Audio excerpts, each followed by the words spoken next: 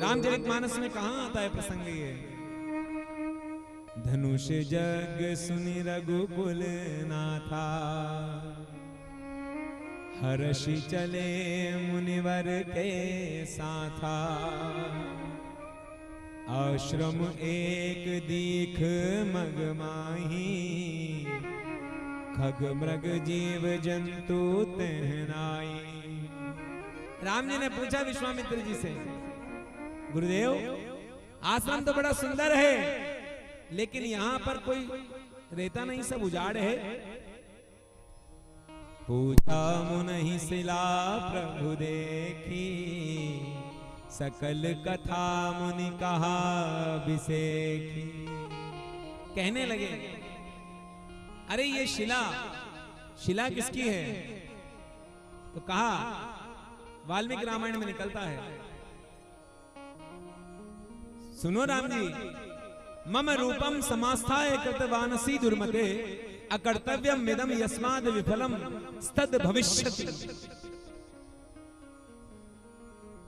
इसके पति ने, इस जो शिला है, इसके पति ने इसे श्राप दिया कि तू पत्थर की हो जा। रामचरितमानस में निकलता है, गौतम नारी श्राप बस उपल देह धरि धीर, चरण कमल रज चाहते कृपा करहूं रघुवीर।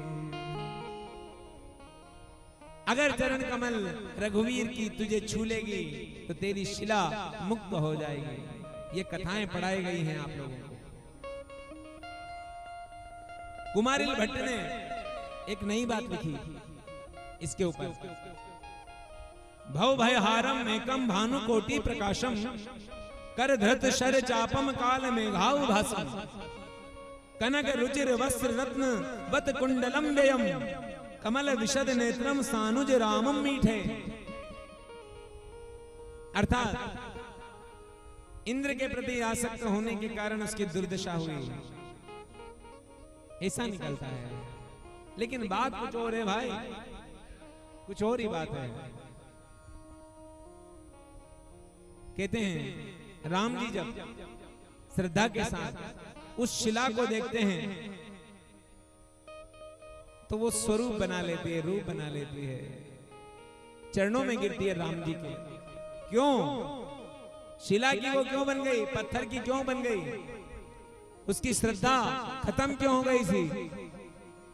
क्योंकि सारे रिश्तों ने, सारे संबंधों ने उससे मुंह फेर लिया था, सबने उससे दूरी बना ली। जो लड़का था उसका नाम था शतानंद। शतानंद किसका पुरोहित था? राजा जनक का। लेकिन अपनी बाई के पास हुई, या भी पूछ भी नहीं आ रही हो कि भाई थारो माथा दुख रही हो कि पांव दुख रही हो, छोड़ दी उसको उसके ऊपर। गौतम ऋषि, जनक ने देश निकाला दे दिया बेचारे गौतम ऋषि को कि अगर अनंगाड़ी आ गया नहीं तब हमारी जनकपुरी आड़ी तो तमें पुलिस से बंद करके दंडस पिटवाड़ू। क्या कि मारी राजा मेरी पत्नी को तो ले जाऊं कि थारी बेराएं लेके मैं चल जाए, ले जा भाई नहीं तो। बेचारे को दंड कारण्य में फिकवा दिया गया। ऐसी दुर्दशा उस अहिल्या की। आखिर उसकी दुर्दशा क्यों हुई? कहते हैं एक बार राजा जनक को मन में लोभ हुआ कि मैं इस संसार का सबसे पवित्र व्यक्ति हूं, ब्रह्म का जानकार हूं, मेरे यहां ऐसा यज्ञ हो कि जो देवता मंत्रों से आहुति लेते हैं, मुझे इसकी जरूरत नहीं, देवता प्रत्यक्ष प्रकट होकर मेरे यहां आहुति लेने आए।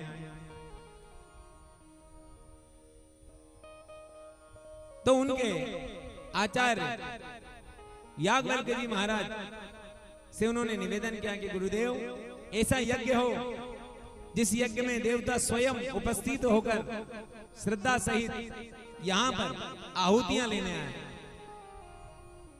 सोचने लगे अवश्य, लेकिन इसके विशेषज्ञ हे राजन हमारे ऋषि गौतम हैं, क्योंकि उन्होंने न्याय शास्त्र की रचना की है। अच्छा, तो क्यों नहीं देवताओं को ऋषि गौतम के ही आश्रम पर बुलाया जाए।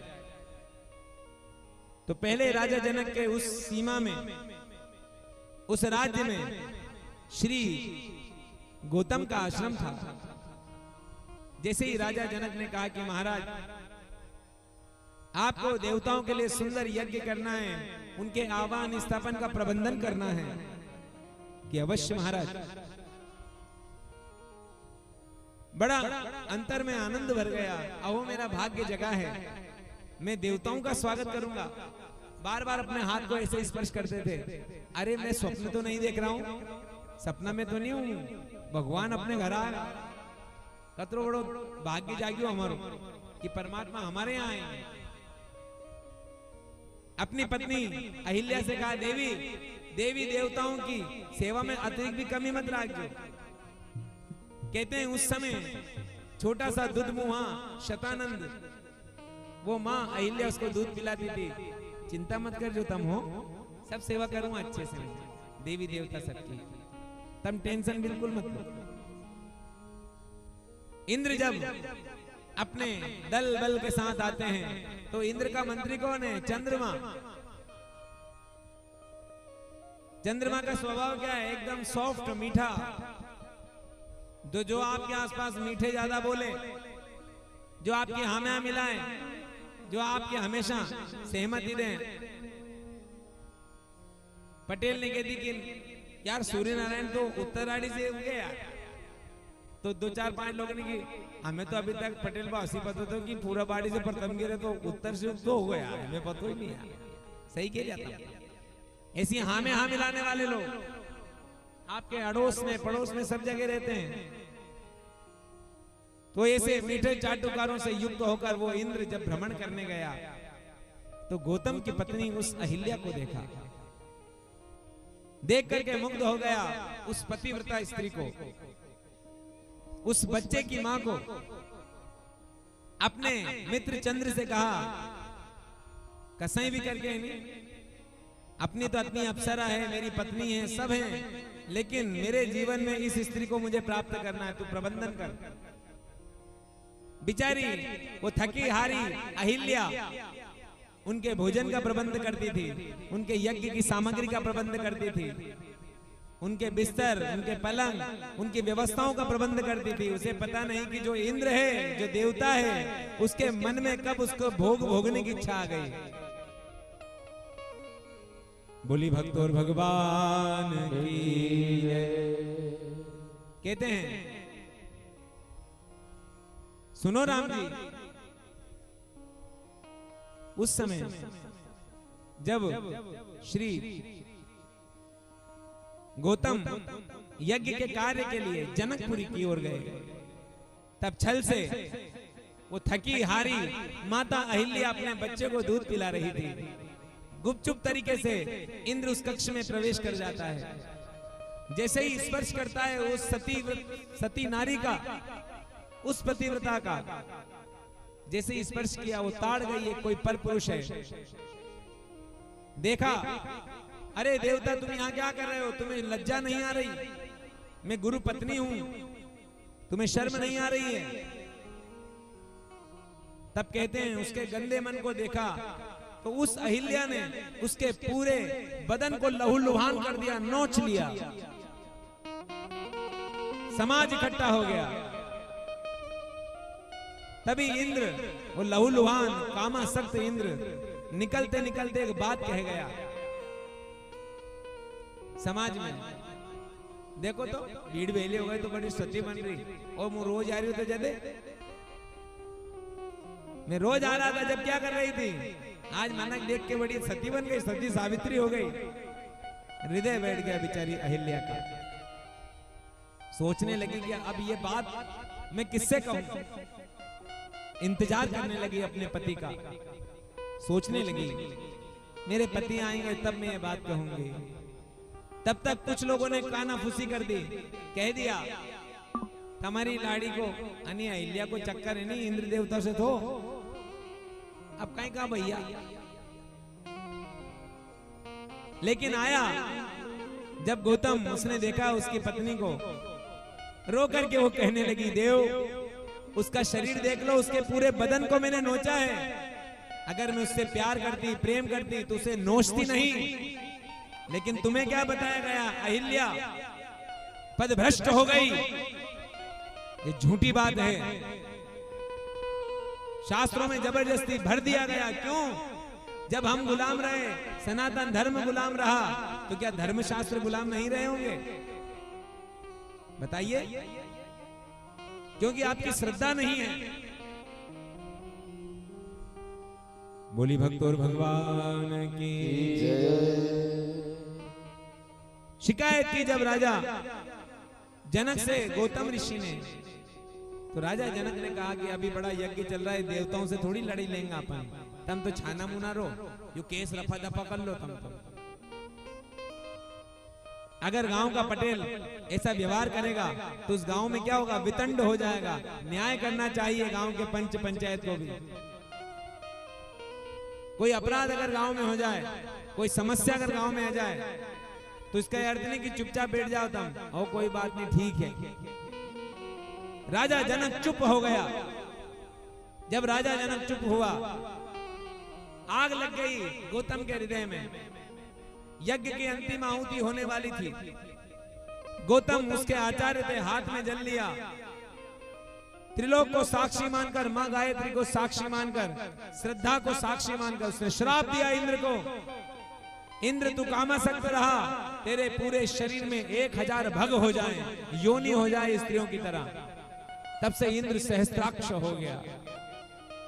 उसके पूरे शरीर में 1000 भग हो गए, योनि हो गई। रो करके कहने लगी वो मां अहिल्या, राम तुमने मुझे मां कहा तो मैं क्या कहूं? जब मेरे पति ने श्राप दिया इंद्र को, तो राजा जनक ने अपनी उस राज्य सभा में एक प्रस्ताव पारित करवाया। कहा कि इस गौतम को अपने देश से निकाला दे दो। अरे राम जी, मेरा दूध मुहा बच्चा मुझसे छीन लिया गया। मैं वो अभागिन अहिल्या हूं जिसके पति को उसके राष्ट्र से निकाल दिया गया। मैं वो अभागिन अहिल्या हूं। मैं क्या कहूं आपसे? ये श्रद्धा है। कहने लगी वो बिचारी, राग पीलू, कहने लगी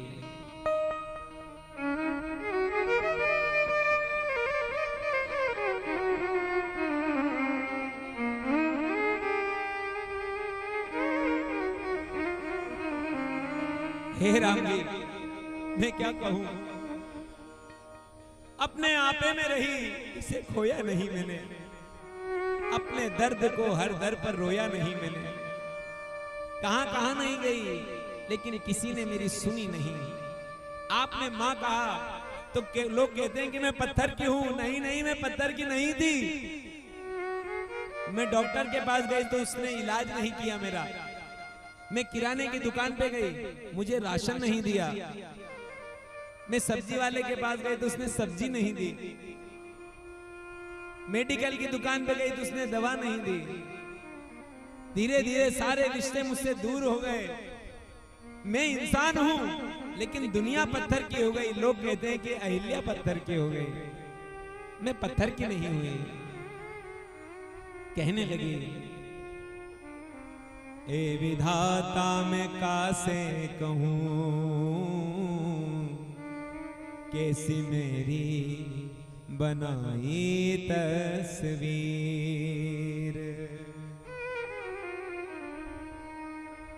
मेरी कैसी बनाई रचना,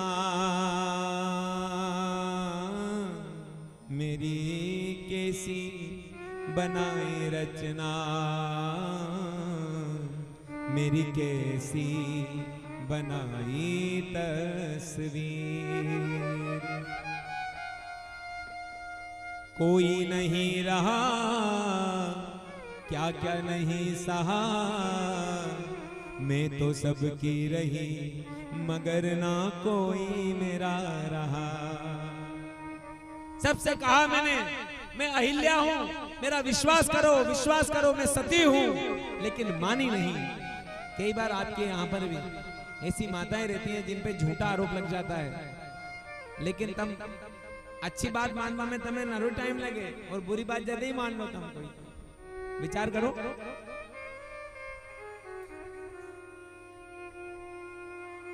परगांव को आके कह देखो तुमसे कहीं को नानो हंसो कर रही हो तो यार तो कर रही हो यार जरूर कर रही हो यार।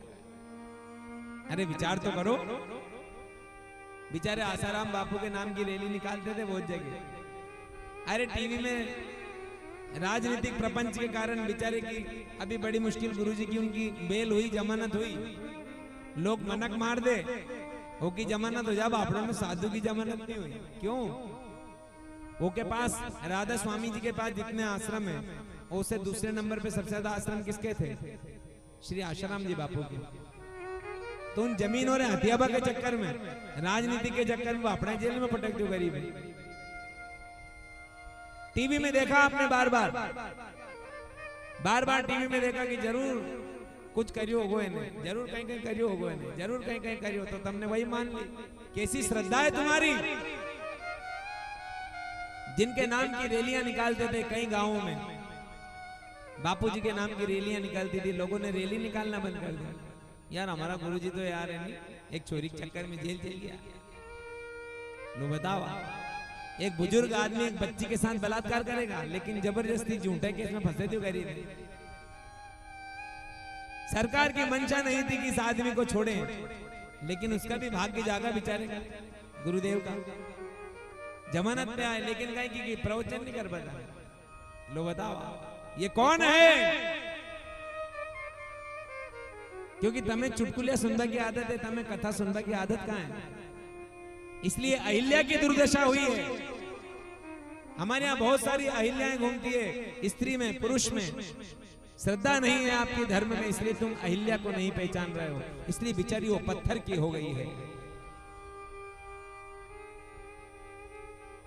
कोई नहीं रहा क्या क्या नहीं सहा, मैं तो सबकी रही मगर ना कोई मेरा रहा। किसे दिखलाऊं अपनी पीर, कैसी मेरी बनाई तस्वीर। हे राम जी, जनक ने जुल्म किया, मेरे लाल को छीन लिया, पति को देश निकाला देकर मुझसे दूर किया। मछली तड़पे हैं जैसे बिननी, कैसी मेरी बनाई तस्वीर। मेरे साथ क्या हुआ सुनो राम जी। रिश्ता तोड़ दिया, मुंह को मोड़ दिया, इस जंगल में राम अकेले मुझको छोड़ दिया। अकेला छोड़ दिया मुझे इस जंगल में, मैं क्या करूं।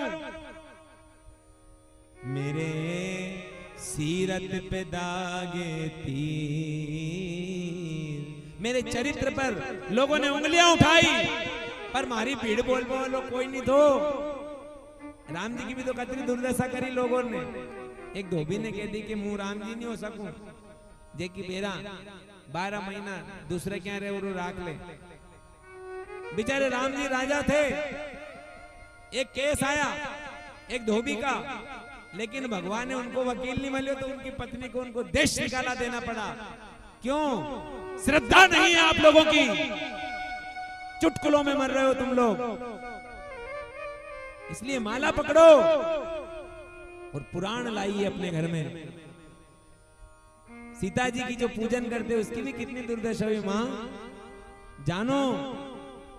अभी तुमसे पूछेंगे सीता जी की भाई को नाम कहिए, तमें नहीं पता, बताओ कहीं को हाथों को करके। ये मसा बेटे हाथ पे हाथ धर के उनसे पूछो सीता जी भाई को नाम कहीं है, कहीं पता। गुरु जी कहीं गिर गया। विचार करें।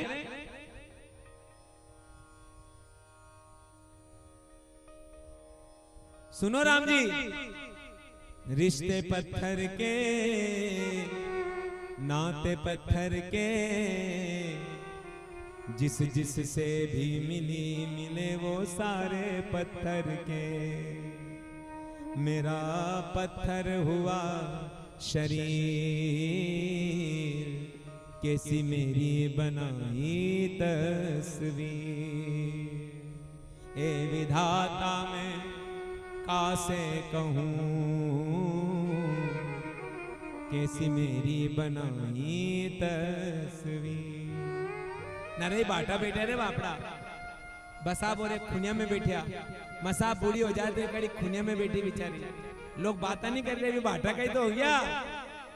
अरे उनसे बात कर लो बापड़ा, और कहीं का लकवा हो जा, कोई है लकवा और कोई थोड़ी हो, लकवा की बीमारी क्या हो,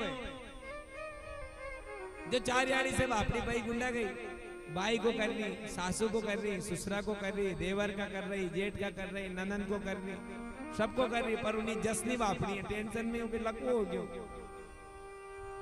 अपनी बात किससे कहे वो, नाना से कि नाना तू फोन लेके बैठो टीट को, वो सुन नहीं रहो, बहू है तो बहू ओका फोन में बीजी बापड़ी, उन्हें फुर्सत नहीं बाई है।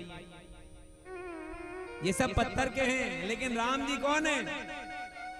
राम जी ने जिसको कलंकित किया झूठा, उससे रिश्ता क्या बनाया? जैसी मेरी माता कौशल्या, माता के कई माता सुमित्रा है, हे माँ अहिल्या आज से आप मेरी माँ हो।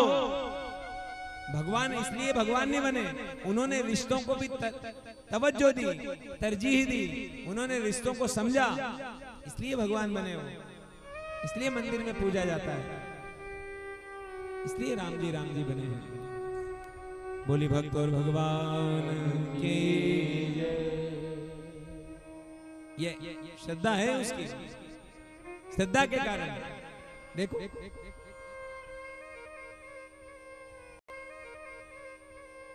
राम जी, जिसकी राम जी के प्रति श्रद्धा होगी, भगवान के प्रति श्रद्धा होगी, निश्चित ही भगवान सब छोड़ देंगे आपको।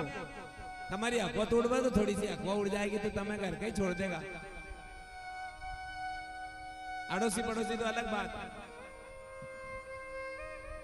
बशीर ने बड़ी सुंदर बात कही है, गरीबी तोड़ती है जो रिश्ता खास होता है, गरीबी तोड़ती है जो रिश्ता खास होता है, और पराये अपने होते हैं जब पैसा पास होता है।